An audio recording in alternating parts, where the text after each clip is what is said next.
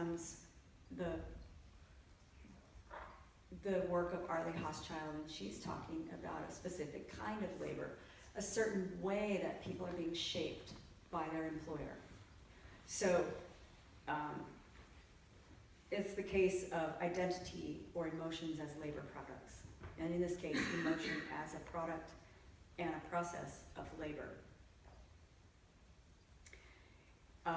These pictures or images of flight attendants is probably not that unusual to you to see. This is a pretty common way that airlines would advertise themselves in the 60s, 50s, 60s, 70s, and even now you get some airlines that still use sex to sell their services. But one of the interesting things that Arlie Hochschild was studying was the way that that the workers, in this case, are trained to express a certain kind of emotion in a certain way, and that emotion is supposed to create a responding emotion in the customer. And through that exchange, value is created. So when an airline flight attendant or a stewardess at the time was hired, the idea was that she would not just, that she would smile all the time. I mean, of course, smile and say hello and be nice. And to varying degrees, be a sexy woman, because most of the people who flew at the time were men.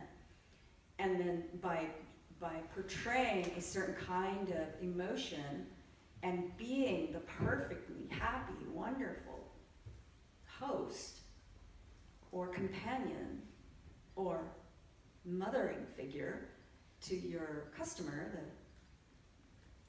the traveler, then you'd be making a solid, relation with that person, and they would come back and they would fly your airline all the time because because you were a great representative of the company.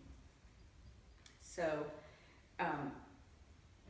so one of the things that happens in this great study that Arlie Hochschild does, called The Managed Heart, is that she digs into the details of how that is a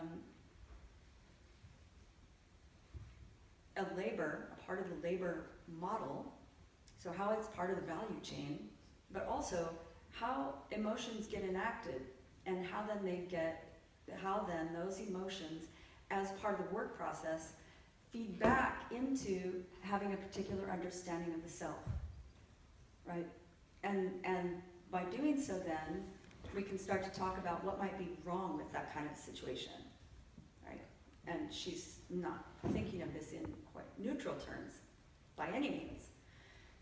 She's saying that this creates emotional dissonance, not just cognitive dissonance in people, but emotional dissonance.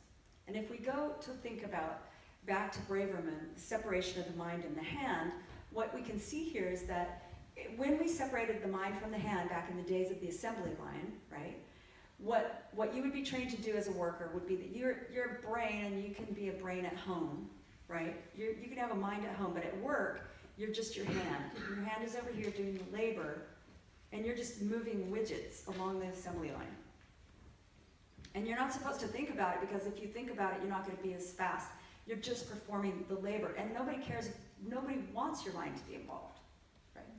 So what's interesting in this depiction, or what happens in this case of emotional labor, which is very prominent in the service industry of any kind of service you can think of, including waiters and waitresses, or people on cruise ships, or maybe taxi drivers, certainly strippers.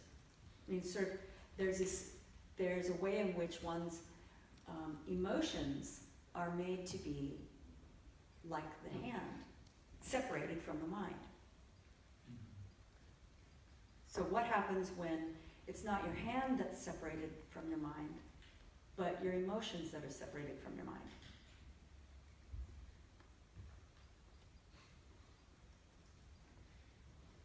So emotional labor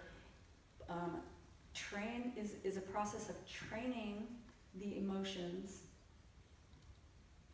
And training the person to convey a certain kind of emotion, like smile on my face, or a certain empathy, right?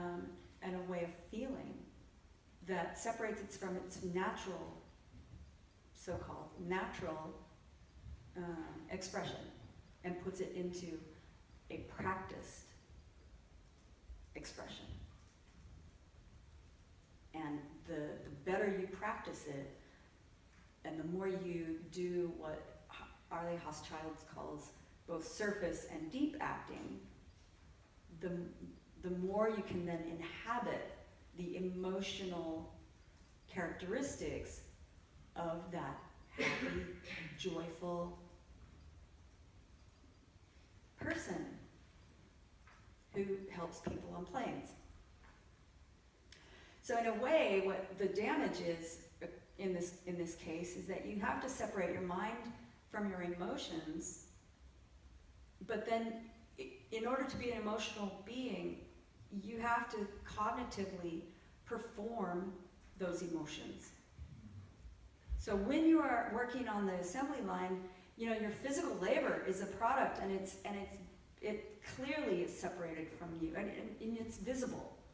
But emotion work, in this case, has to be put back into the mind. So first it's separated from the mind. Emotions are separated from the mind and then trained, so that then you can behave like a proper waitress or whatever, flight attendant.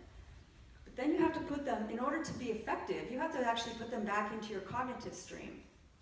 And then you perform beyond deep acting. You embrace the identity